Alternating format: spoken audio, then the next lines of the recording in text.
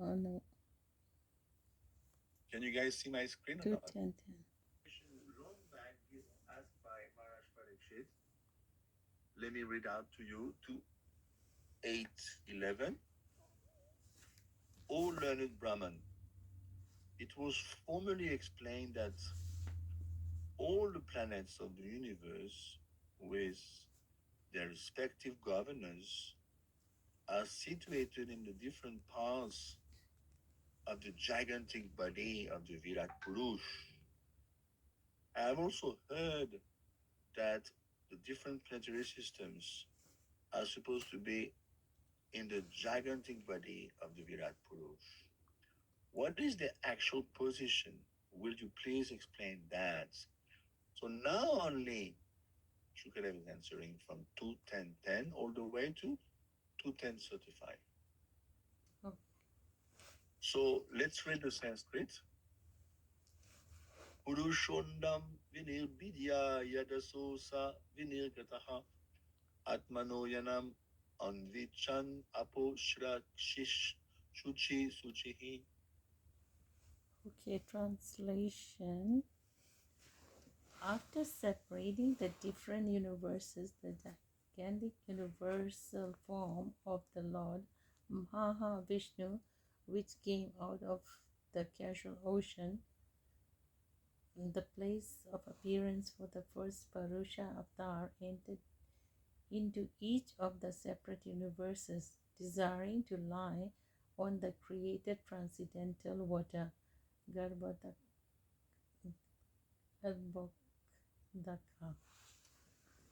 Yeah.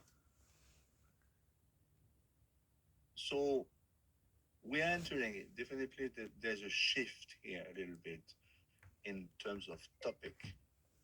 We are back into which one of the 10 topics? Um, We are back in on Sarga. Saga. Wonderful. Thank you, Mataji. So we established the 10 topics of the Mahapuran Bhagavatam as 10 topics. We established the difference between the Jiv and the Lord. We established that Bhakti to Krishna is by far the supermost process for the deliverance of the Jiv. That was in 210.6. Muktir Dvanatarupam Swarupena Vyavastiti. We should get free from the gross and the subtle body. So now Shukadev Goswami, he wants to explain something else. And he gave a small hint to that section in 2946, which is quite recent. He said in 2946, I will explain what you asked me concerning how this universe arose from the Virat. So now we are going back into the Virat Rup topic. And we discussed about the Virat in this canto. Remember the beginning of the second canto? So now we could ask ourselves, my dear Shukrev, why do you always speak about the Virat, and the self? Why is there so little discussion about the qualities and the forms of the Lila Avatar?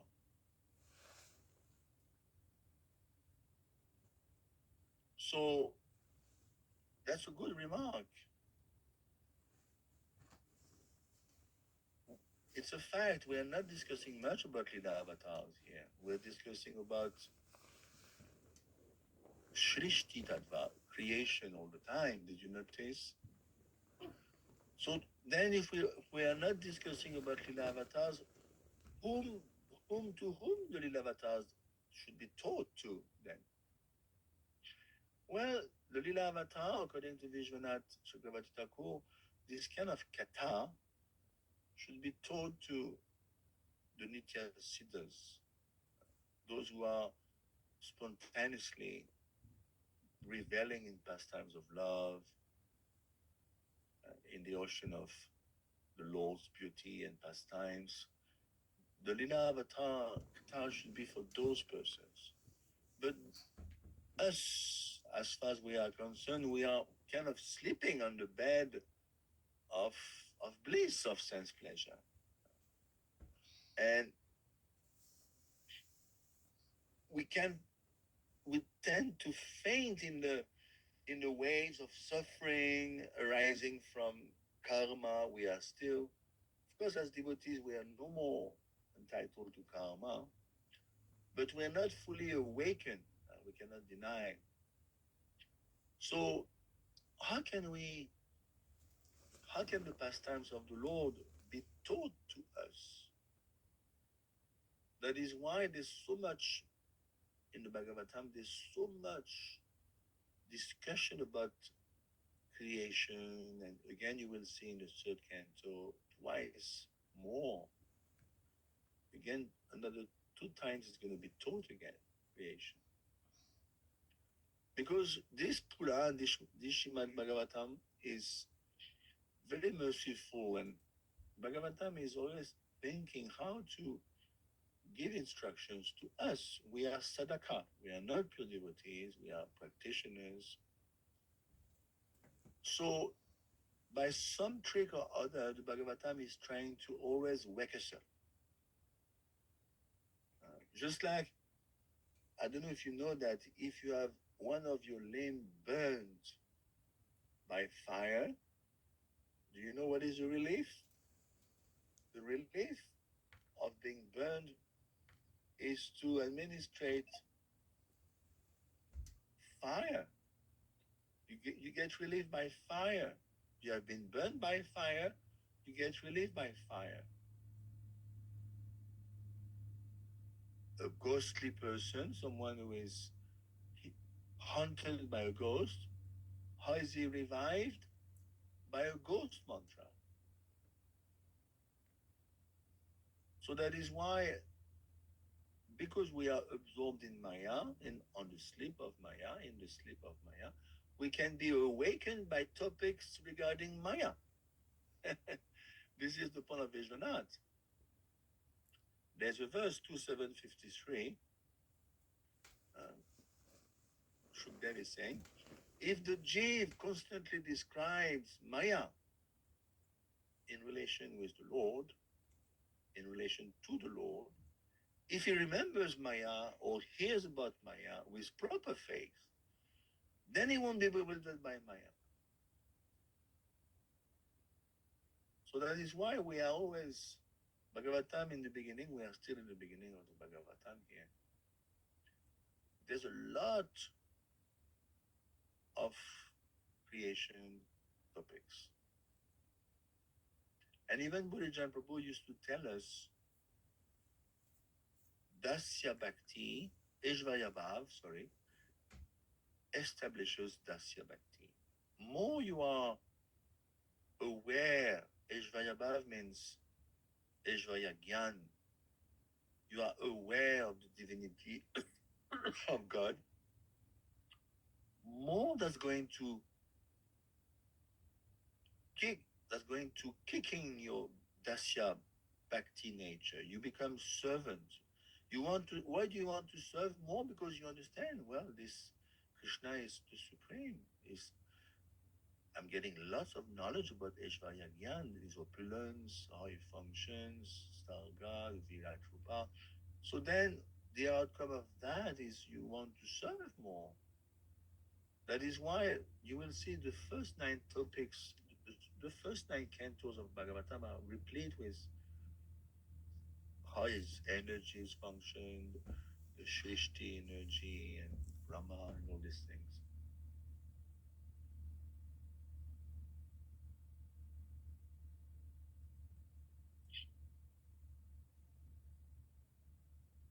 So the point of Vishwanath is, even though we may hear,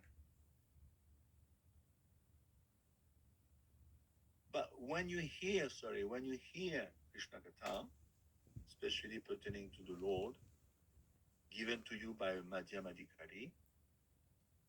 The person sleeping in the happiness of Maya, or someone who is extremely suffering due to his karma, he will become drenched with this kata. He will become revitalized. And he will dance and rejoice blissfully. So only those who benefit from this Krishna kata will become successful, not others. But the low jivas, we could say, those who want to cross over this material creation, and those who have developed determination to take shelter of the lotus feet of Guru, they can be delivered by constantly chanting, constantly hearing about the self. That is why there's a lot of topics discussion on self-realization, repeatedly at Magyan. And that is for us. We cannot we cannot diminish we cannot diminish topics regarding Krishna Kata, regarding creation, because that we need to hear that. So Bhagavatam doesn't only speak about Bhagavan. This is the main topic, okay? But we are talking about impersonal aspect of the Lord Brahman, the portion of Brahman that is Paramatma. So this is the point here. Did you notice in 2.10.10, what does Srila Prabhupada do? It's quite heavy what he says.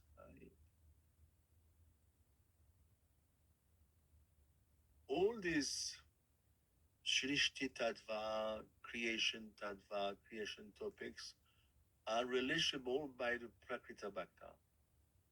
He's calling us Prakrita Bhakta. Prabhupada is calling us, who is a Prakrita Bhakta? When we say Prakrita Bhakta, what's the meaning? Could be like learning, like we are in the middle. We are not that much higher. We're not even in the middle. You mean neophyte? Yeah, Prabhupada is calling us Prakrita Bhakta, mundane devotee. Prabhupada is quite clairvoyant. Huh? He's calling us mundane devotee. You are a mundane devotee. That is why, what is the symptom of a mundane devotee, according to 2.10.10? Those who relish those topics of creation, Shrishti, Stiti, Pralaya. But at the same time, you cannot fake. If you jump right away into Krishna Lila and Gopi Bhav, and that's going to do you disservice, because you're not ready. So you need to.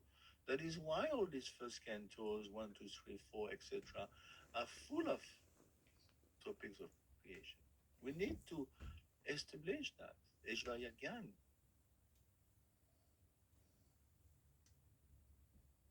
So sometimes you find devotees, they appreciate those topics. Personally, I appreciate those topics. So what it means, I'm a Prakrita Bhakta. Now, if you pretend to be, no, Prabhu, this is low class, then you're also at fault, because you criticize Bhagavan. You're a Sahaja. So either you are well established as a Prakrita Bhakta and you relish and you understand, yes, I relish these topics, but I should move on towards higher topics. How do I do that? By scrutinizingly studying Bhagavatam, one canto after the other, and at one point we'll come to the 10th canto, and then we will relish the personal lilas of the Lord. Nitya Lila, Nara Lila, Narakriti. But we should not be artificial. If creation topics are there, we should be able to release them.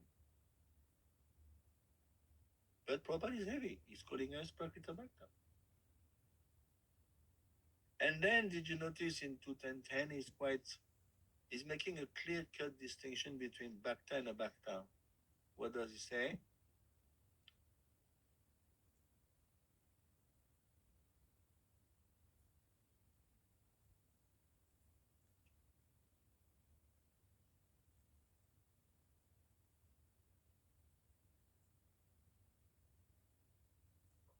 He's talking about the mundane scientists. They're quite enamored by studying the physical laws, not only the physical laws of pertaining to the body of human being, but also the cosmic manifestation law. They are quite not bewildered, enamored, I would say. But the problem with them, they decry the existence of God. See, at least as devotees, we may be Prakrita Bhakta, okay, but we don't decry the existence of God. So that makes us devotees. The scientists are called abhakta, non-devotee. Why? Because even though they relish also the creation topics, they don't acknowledge the presence of God. So that makes them non-devotee. And that makes their existence very precarious. Do you have any questions?